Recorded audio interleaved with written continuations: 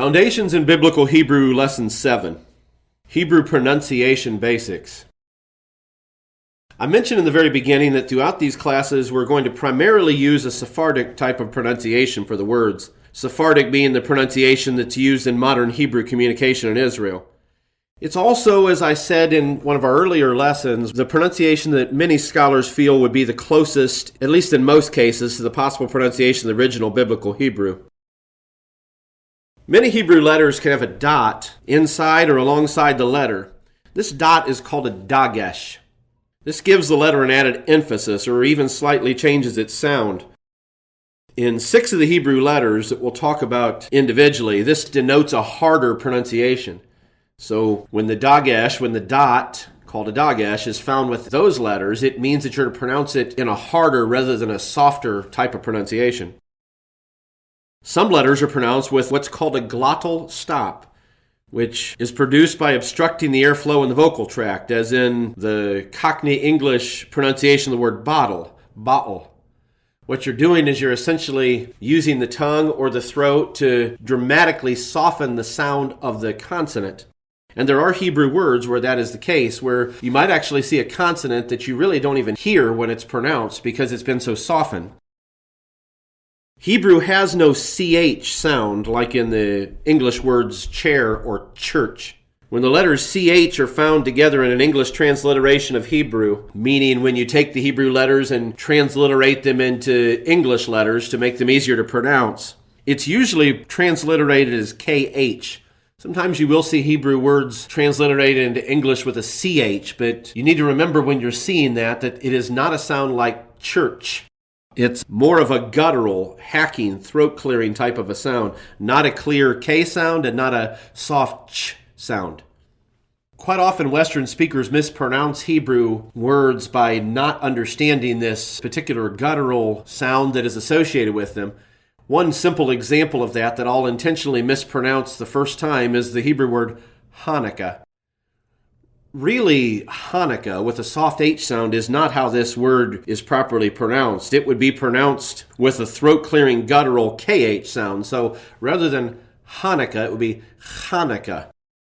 I'll mispronounce this second word as well. The word Tanakh, which is an acronym for the Hebrew Bible, doesn't end with a hard K or a CH sound. So it's not Tanakh or Tanach.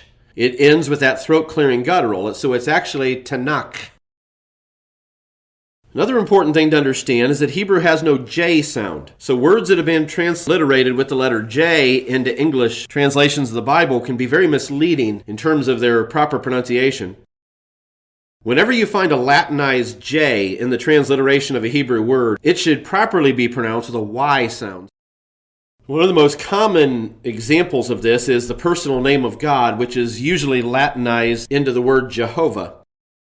But it's actually spelled in Hebrew YHWH or YHVH.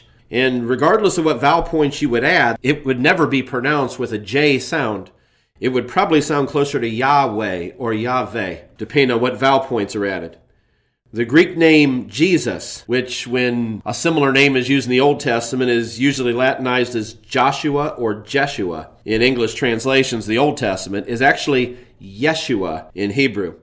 The Hebrew pronunciation of the name of the city that we commonly refer to as Jerusalem is more accurately pronounced Yerushalayim.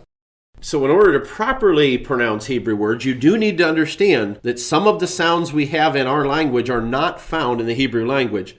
And though I don't believe there's anything harmful about someone pronouncing people's names with a J sound rather than a Y sound, if you wanted to be perfectly accurate in your pronunciation, it would be helpful to understand that there is not a J sound in Hebrew. It is actually a Y sound.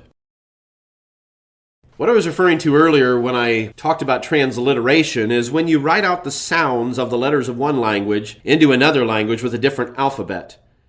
Transliterating the letters of the Hebrew aleph-bet to the English alphabet is done so that Hebrew words that are written in shapes that are unfamiliar to someone that's an English reader can be read in letters that have sounds that are recognizable, thus making them more easy to be pronounced.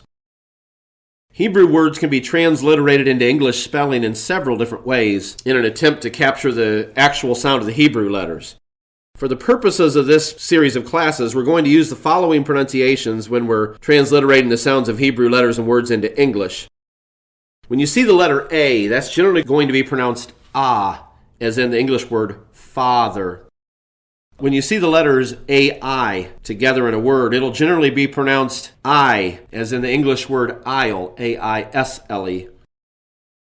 When you see the letter E in a Hebrew word, it'll usually be pronounced as in the English word red. When you see the letter I, it'll generally be pronounced E, as in the English word seed. When you see the letters CH or KH, they'll be pronounced, as I mentioned earlier, with a hacking H sound, as in the Hebrew word challah. If you see the letter J, it will always be pronounced as a Y, as in the English word yes. When you see the letters OY together in a word, they'll generally be pronounced oi, as in the English word oil. When you see the letters UY together in a word, they'll generally be pronounced ooey, as in the English word gooey. When you see the letters TS together in a word, they'll generally be pronounced like the Z sound in the English word pizza, or even a TS sound, as in the English word mats. The letter U will usually be pronounced oo, as in the English word true.